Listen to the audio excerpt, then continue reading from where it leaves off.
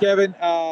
We talked before the game about you keeping Brandon Lowe in a top spot in the order. You said you had confidence and belief in him. What made you think he would come back, and how big of a deal was this tonight? Yeah, I mean, look, I think the biggest reason what makes us all believe it is he's shown over time that he's a really good hitter, really good player. And sometimes guys, you got to allow them to go through some tough patches, and he's been in one. But man, it was exciting for the first home run, and the second one, really ignited him. And we've seen, look, you've seen it, you've covered him. He can go quiet for a little while, but he can get as hot as anybody in baseball. Hopefully that's the trend that we're looking at going forward. Gotcha. And then secondly, what about what Blake Snell did for you tonight? Obviously, no hitter into the fifth, and just that one little hiccup there. He was outstanding. Blake was really, really good. I know him and Kyle talked a lot leading into the game about a game plan. He followed it. He executed pitches. The slider, from my vantage point, looked like it was a really big weapon for him. He was awesome. Gave us everything that we needed. Go ahead, Juan. Hey, Kevin. Can you kind of walk us through with the bullpen using going to Anderson there after Blake and then going with Lowe? With Fairbanks and then Lowe and then Diego at the end. Well, I mean, fairly consistent to how we've gone about it in the postseason. Really like when, we have an opportunity to get Nick in the game. If it's to calm a situation down, he's pretty good at doing that. He went an inning, a third, and then Pete was outstanding with, his workload so efficient, throwing strikes in the first inning. The second inning, they got him. Seager got a pitch. He's been on fire throughout the postseason for the home run. He gets soft contact on Turner, stays at it, and gets two more big outs from Muncy and Will Smith. And then with Aaron, the way they had pinch hit earlier in the game, it allowed us to get the lefty, the matchup for Loopy to get in there. And Diego closed it out. And then obviously Brandon kind of led the way, but 8 different guys had a base hit today. I'm sure that has to be pretty encouraging as well. Very encouraging. I mean, look, Brandon Lowe had a big night for us. Joey Wendell's hit off May was huge to give us a little bit of cushion right there from 1-0 to 3-0. Manny Margot's at bat to get Joey to the plate was big. There was a lot of things to like. Zanino, I know, didn't have much to show for it, but he smoked a couple balls. Yandy, nice to see him drive a ball in the gap or over Mookie's head. It was nice to see the offense come to life. John Romano. Hey, Kevin, over the past few weeks, you've talked about your own faith in Brandon Lowe and kept putting him right back in the lineup. But could you talk about what faith it takes in a hitter to, have the whole world watching you and looking at your batting average and talking about you and still being able to go up there and perform the way he did tonight? Yeah, I mean, look, Brandon's really good. We got a bunch of hitters that have, been slow here as of late, but it does take a little mental fortitude to be able to withstand you already put pressure on yourself and you're trying to do the toughest thing in sports, and that's to hit a baseball. And you're trying to do it against the best pitching in baseball, whether it's, the postseason American League or now here, the World Series. You got to be able to be tough-minded, and Brandon is. A lot of our guys are, and you feel for them when it's not coming as easy as you'd like. But we owe it to our guys to stick with them. Brandon, go ahead and get hot now. Feel good about yourself. Justin Granite. Kevin, those 10 hits were the most since Game 3 against the Yankees. Has there been an emphasis or a conversation with the guys about maybe not trying to do too much and just get those base knocks? I know you just ran through some of the guys that had hits tonight, but had to feel pretty good to manufacture a few other than Brandon's 2 home runs. Oh, it felt great. We've been missing that in some games. We've won some games without having that. We won a couple games with Randy's big at bats. But we have a complete offense, and I know they've been quiet, but we have a lot of confidence in this group that we can be really balanced and have good at bats and put pressure on pitchers and opposing defenses. I don't know if there's been specific messages said, certainly not from me, but I know Chad and Ozzie do a tremendous job of keeping the vibe positive, giving the messages that they feel is important going into a game, and getting everybody in the right mindset. Jason Stark.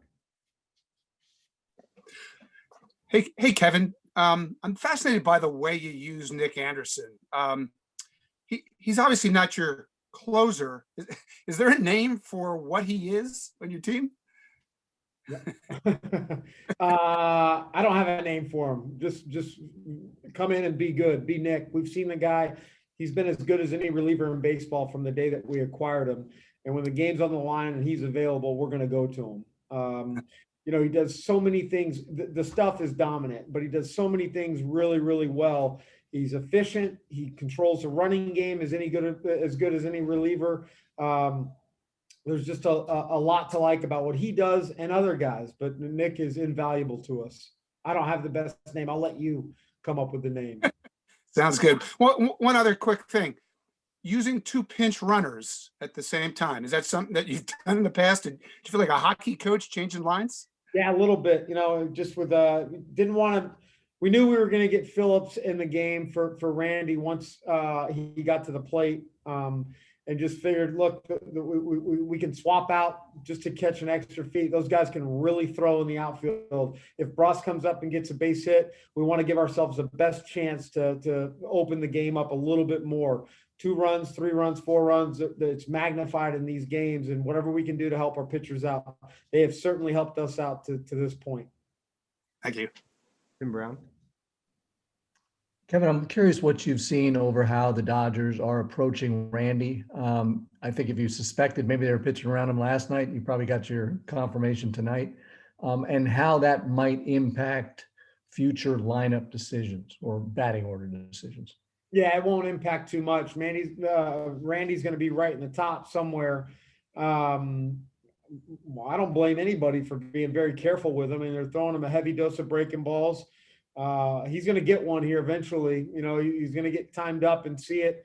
We saw him make those adjustments against New York and Houston, and he's going to do it again here too. But I'm impressed, or we're all impressed with what Randy's plate discipline has been. He's still making good decisions at the plate, which is very encouraging for a young player.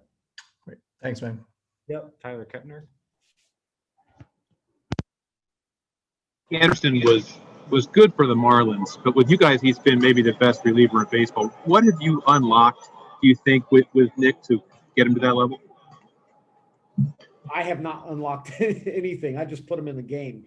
I think that a full credit goes to Kyle and Stan, and certainly our guys, our R&D guys that recognize, which we do with a lot of players or a lot of pitchers, both, what makes them special. And credit Nick for going out there and executing pitches about as well as you can. I mean, he throws the fastball, locates the fastball at the top of the zone as good as any pitcher we've seen.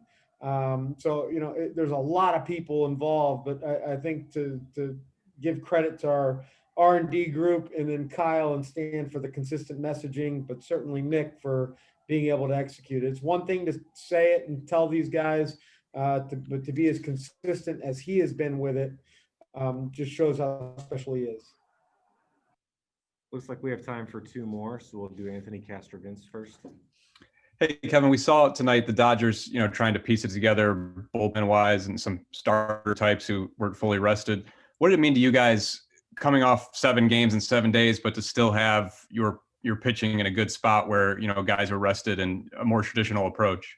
It was huge. I mean, you get caught at times, and I think the 2 days off, that helped us.